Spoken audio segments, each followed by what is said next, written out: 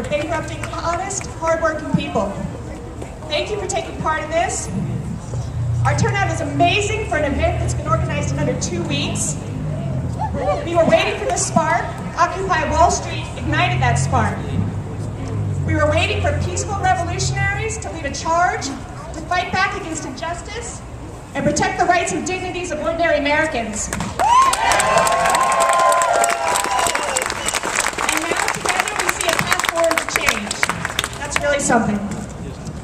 Wherever you end up sleeping tonight, I think we can all appreciate the beauty of standing here in solidarity right now among people who share our values and our determination to take a stand.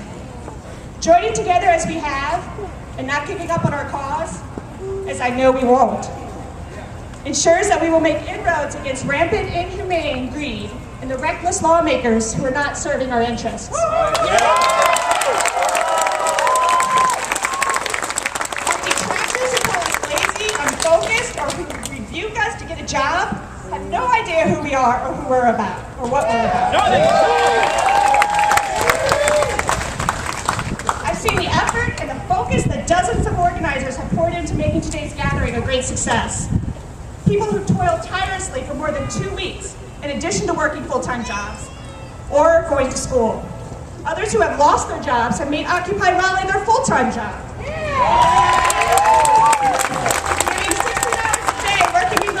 To organize an outreach and to build momentum for our group and make today happen. I want to talk briefly about some of the reasons why I am here and some of the reasons why I think you are here too. In June, Northeastern University economists released a study that captures the essence of why we are here.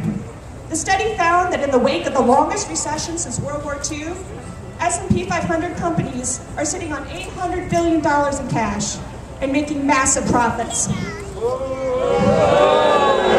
It gets worse, folks.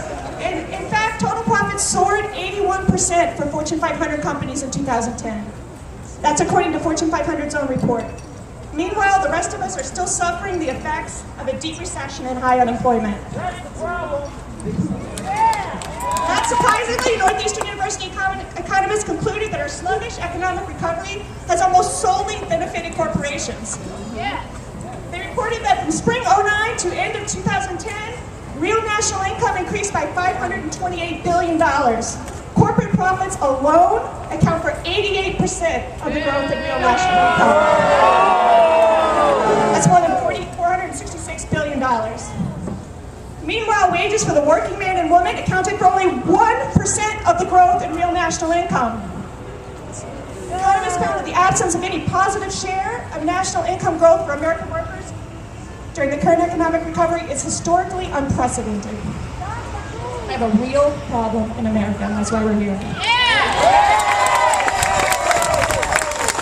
want to say, and this is coming from my heart, this movement is not about wealth redistribution.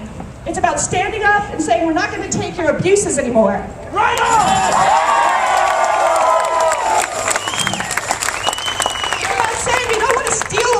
The rich have rightfully earned. We want the rich to stop stealing from hardworking Americans.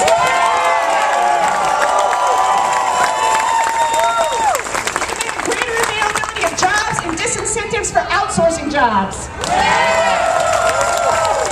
We demand fair wages and the ability to grow those wages over time with hard work.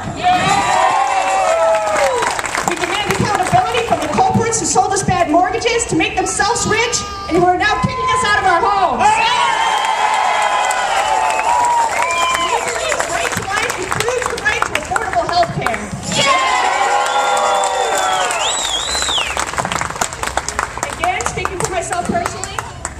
To use this momentum to build nationally to help our brothers and sisters now. Let's not be scared to settle on our initial demands. We aren't going away. They can't make us go away. We will continue to fight for more justice as long as it's necessary. But now, I think we need to get behind legislation that creates jobs and starts us down the road of tax reform. It may not be perfect, but I personally believe the American Jobs Act is a necessary and immediate path forward of job creation.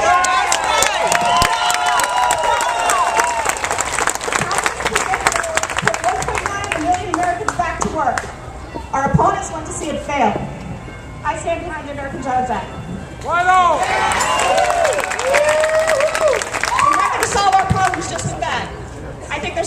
immediate actions we can take.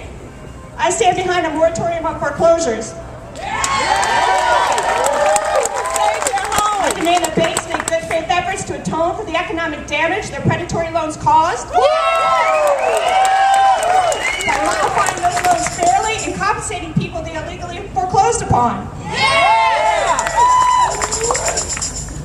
We can support a switch to credit union campaign to stop supporting the big banks who don't pay loans.